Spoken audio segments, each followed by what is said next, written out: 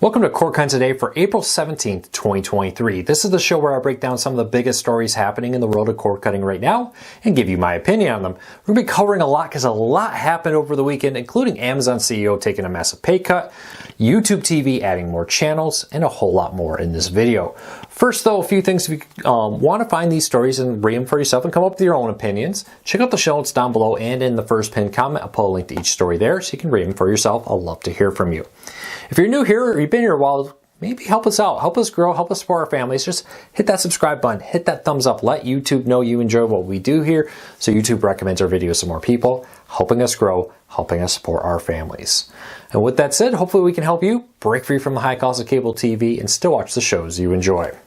All right, let's start off diving into this. Amazon CEO is taking a massive pay cut. So Amazon's been laying off a lot of employees recently, joining other big firms like Best Buy, Walmart, and more that have cut due to the slowing online e-commerce market. During 2020, when everybody was buying online, these companies saw massive jumps in employment. Well, now as people are returning to stores and not shopping online quite the same way they were before, they're finding themselves with a lot more staff than they need. And so they've been cutting back staff.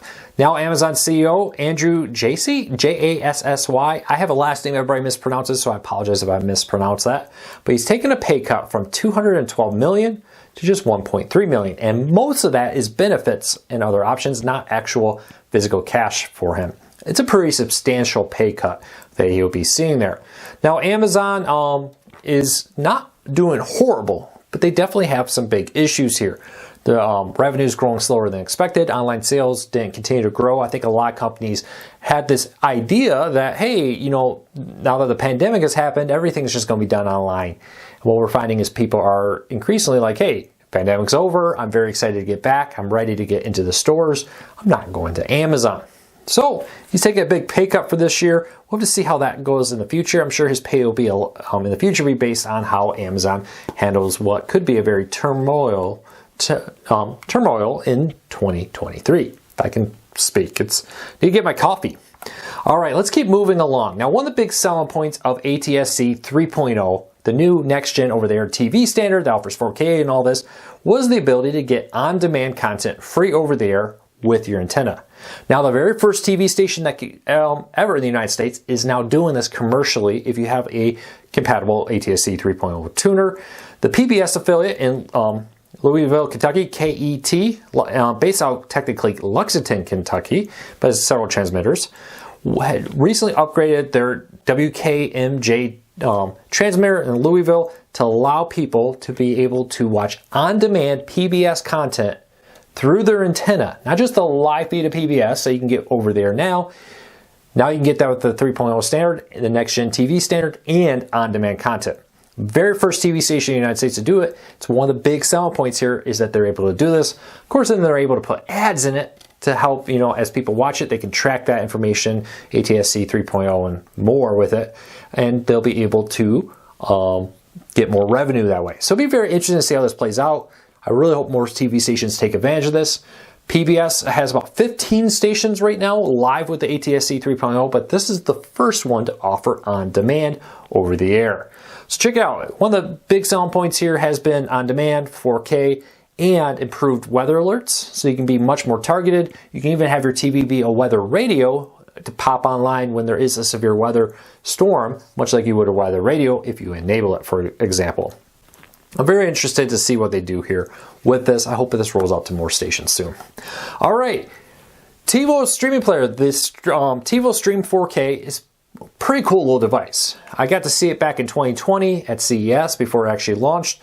One of the big selling points here has been the ability to integrate tons of streaming services into a single unified discovery system powered by TiVo. Sling TV was one of the first partners, the first live TV partner that allowed you to watch your live TV right next to your on-demand services like Netflix, all mixed together, seamlessly jump between them, just find whatever you want to watch, and you don't have to care. It just launches whatever app or system you want.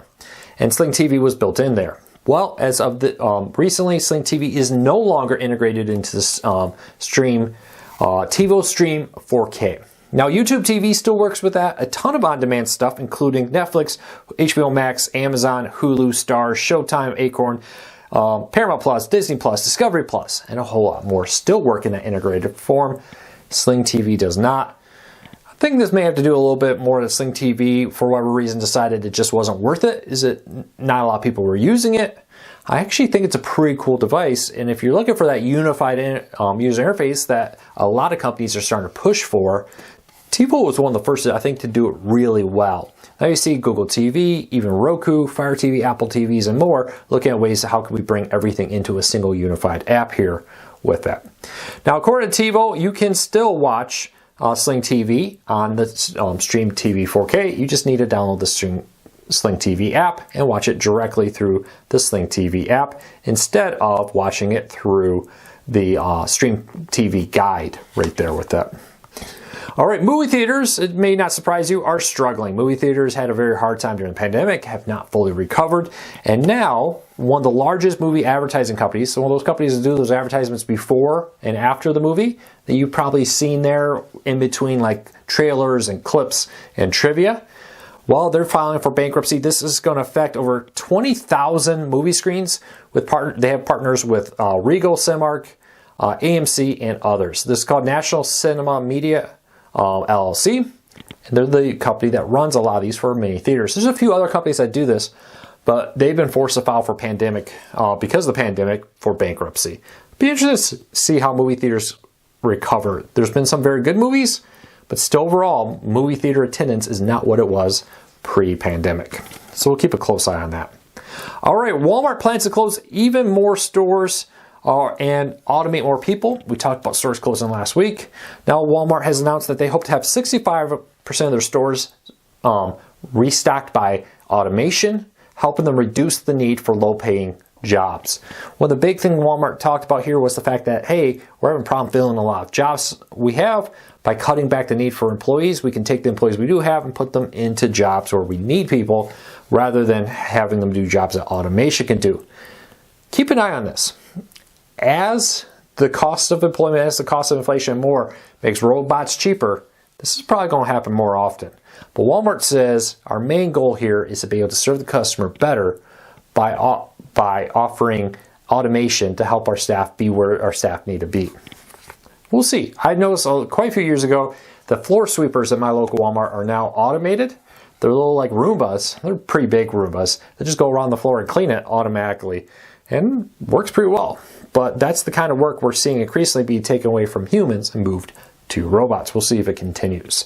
Speaking of layoffs, Best Buy announced late last week that they're going to be laying off hundreds of employees. We still don't know the exact number, but Best Buy is going to be laying them off across the stores as they intend to focus more on e-commerce and cut back on staffing in stores.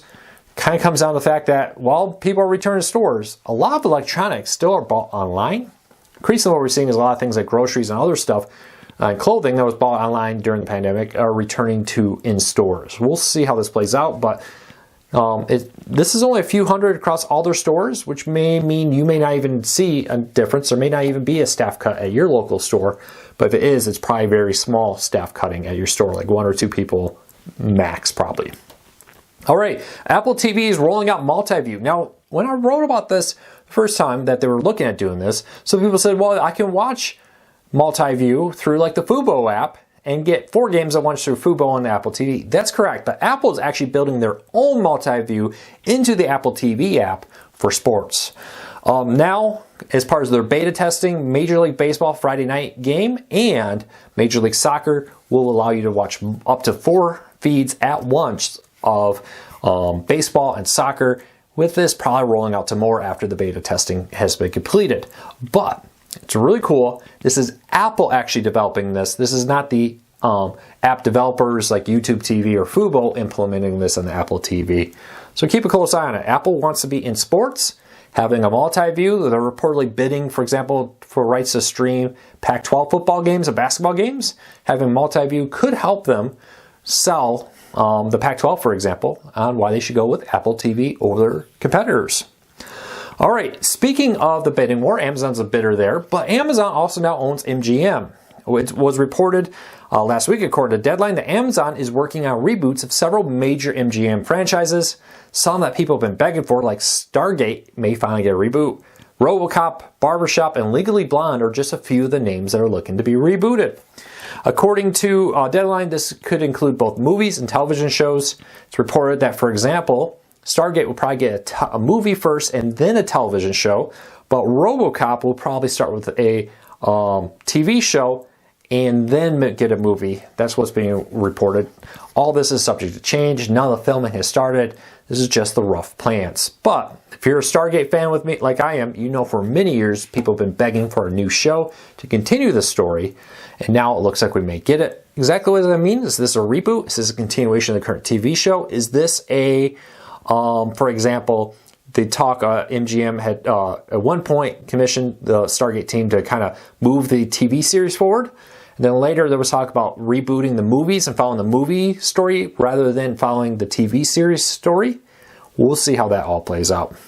All right, and last story up of the day, Major League Baseball is probably still years away from offering all 30 teams in market. There's 6 teams that are most likely to start with that. I'll put a link in the story down below, but the short end here is basically Major League Baseball has a problem. A lot of their teams are locked into long-term contracts.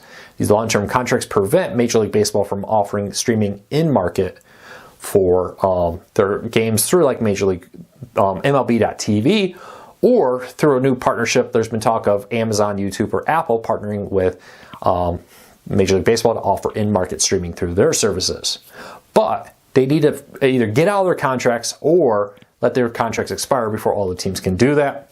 We talk a little bit more about that in the story and break down the first 6 teams that are most likely to break free and be able to stream their content online first in market without needing to either be done through like the Bally Sports app or some other place or other teams who don't have any in team market streaming. So check that out if you want to learn more about that. Link in the show notes down below. Well, that's it for today. I hope you had a fantastic weekend. Let me know, what did you do over the weekend? It was beautiful. I went golfing, and then it's cold, and now it's going to snow today. It was 80s on Saturday and snow today in Michigan. Welcome to Michigan weather, folks. I hope you have a fantastic day. I'll talk to you tomorrow. Take care, everybody.